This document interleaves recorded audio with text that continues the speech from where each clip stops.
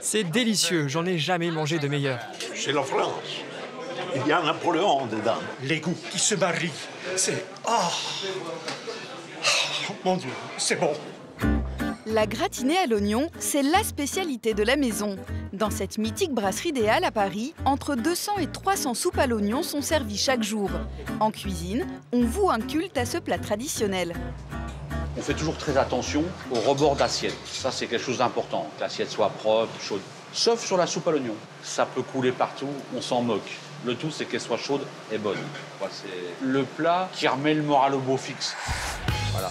À l'approche de l'hiver, les soupes reviennent sur le devant de nos tables. 9 millions de Français en mangent tous les soirs et surtout quand il fait froid. Lassé du classique patate, carotte, poireau, apprenez à faire de la soupe un atout savoureux. Dans un établissement où l'on fait honneur à la gastronomie, on trouve forcément des gourmands.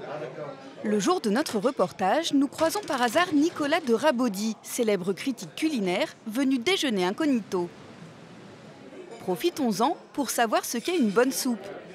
Elle doit être pas trop chaude, pas trop brûlante, avec le pain, l'oignon bien macéré, un jus, et le fromage. La soupe, c'est le premier plat de la restauration. On commence par une soupe. Ça nourrit même les plus pauvres, et surtout les plus pauvres. Ça met en joie et ça remplit l'estomac. Voilà.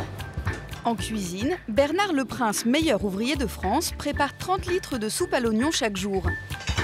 Il nous livre sa recette qui fait le succès du restaurant depuis 66 ans.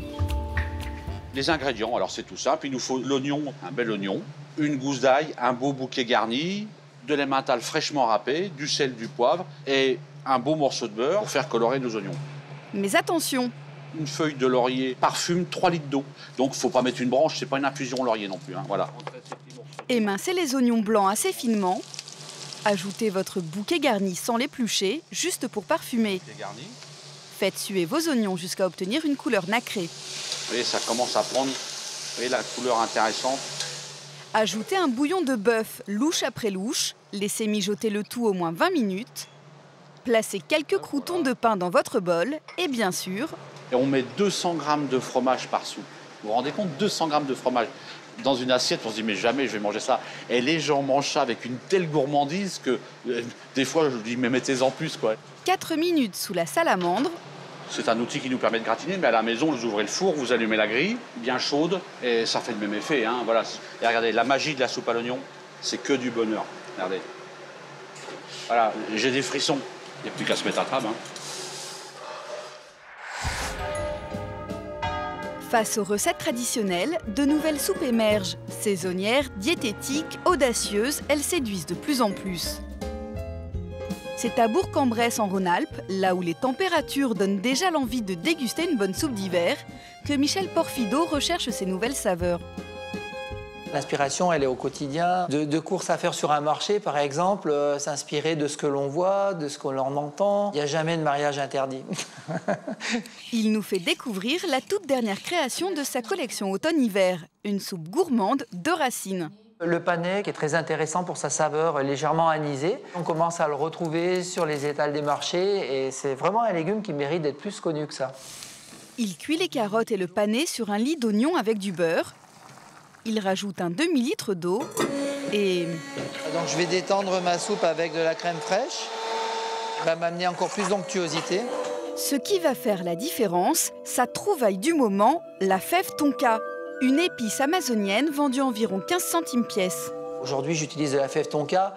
C'est vrai que c'est pas évident d'utiliser cette épice-là, qui est avant tout consommée dans la cosmétique et puis un peu chez les chocolatiers. Je vais avoir besoin d'un quart de cette fève. Pas plus. Pas plus, parce que c'est quand même très puissant, la fève tonka. Voilà, ma soupe est prête. Elle est parfaite. Mais pour Michel Porfido, le plus dur reste à venir. Ce que je souhaite, c'est que la soupe que je fais dans ma petite casserole soit exactement la même une fois que je vais passer sur des grosses quantités. À 2 pas de là, en tenue de circonstance, Michel nous fait découvrir son atelier.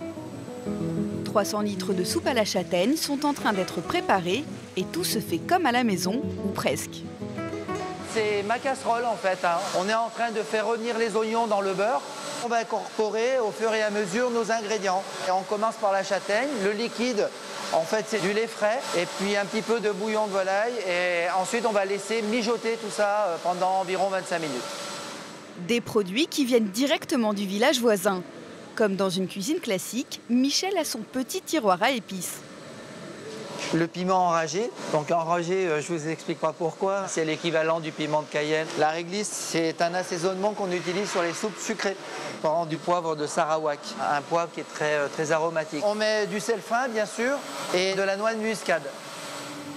Malgré les quantités impressionnantes, Michel ne perd pas ses bons réflexes de cuisinier. Surtout ne pas oublier le fond de la casserole, c'est là où il y a le plus de châtaigne. Mais n'aurait-il pas oublié de mettre des conservateurs ? On n'a aucun produit chimique, pas du tout d'acide, de choses comme ça qui sont destinés à conserver la soupe. C'est que le traitement thermique qui va conserver la soupe. Au total, Michel Porfido invente une dizaine de soupes par an, vendues en moyenne 6 € la bouteille de 50 centilitres, à consommer sous 30 jours. Cette tendance à improviser ses soupes n'est plus l'apanage des chefs. Pour Julie, 32 ans, plus question de potage monotone et fini le côté punition. Aujourd'hui, la soupe, c'est bon. Quand on est petit, c'est nos parents qui nous disent que c'est important de bien manger. Et puis, à un moment donné, je dirais grossièrement autour de 30 ans, parce que je le remarque autour de moi, on recommence à se dire que c'est important de bien manger. Et donc, on revient aux essentiels, qui sont les légumes, évidemment.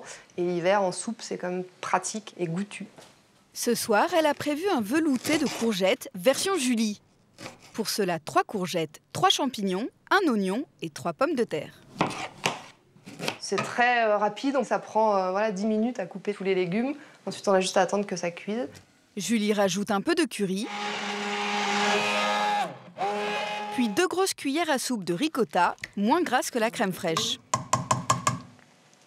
En fait, j'ai pas mis assez de curry. C'est la petite touche qui va faire que cette soupe, peut-être toute simple, va sortir un petit peu de l'ordinaire. Mais ce n'est pas tout. Elle ajoute du gomasio. C'est un produit japonais à base d'algues avec du sésame, avec des herbes. Ça permet d'avoir plein de vitamines en plus. Pour remplacer le sel, qu'elle juge trop présent dans notre alimentation, Julie utilise des noix de cajou. On va en mettre un petit peu au-dessus et on mettra quasiment pas du tout de sel sinon dans la soupe. Ma soupe est prête. Elle est très jolie. Y a rien à rajouter. Yes. Mais souvent, on ne prend pas le temps de faire une bonne soupe comme Julie. La solution, les soupes toutes faites, riches en légumes, mais parfois fades. Pour leur donner des couleurs, Julie va nous livrer son astuce, résultat garanti. En général, ce que j'utilise, c'est des petits lardons, des échalotes et un petit peu de sésame grillé. Ça change tout à une soupe classique. Et pour faire illusion jusqu'au bout, ça rend la soupe beaucoup plus sympa. Et là, je vous assure que vos enfants, ils mangeront de la soupe, même s'ils n'en voulaient pas au départ.